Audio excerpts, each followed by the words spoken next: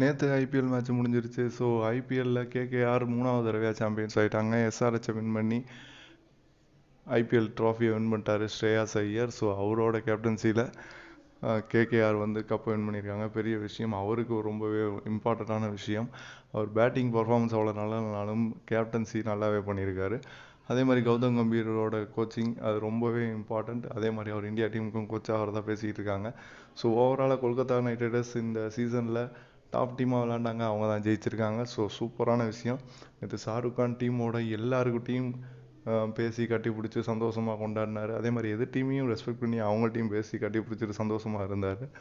So எஸ்ஆர்ஹெச்சை தோக்கடிச்சிட்டாங்க. Bad கமின்ஸையே இந்தியாவில் தோக்கடிச்ச ஸ்ரேயாஸ் ஐயர் ஒரு நல்ல கேப்டன் தான் சொல்லணும். ஸோ இந்த ஐபிஎல்லில் கேகேஆர் வின் பண்ணிடுச்சு. இனிமேல் வேர்ல்டு T20க்கு ரெடி ஆகும். இதான் நீங்கள் நம்ம சேனலுக்கு ஃபஸ்ட் டைம் இருக்கீங்கன்னா மறக்காமல் சப்ஸ்கிரைப் பண்ணுங்கள், லைக் பண்ணுங்கள், ஷேர் பண்ணுங்கள், கமெண்ட் பண்ணுங்கள். இந்தியா வேர்ல்டு கப் ஜெயிக்குமான்னு சொல்லுங்கள்.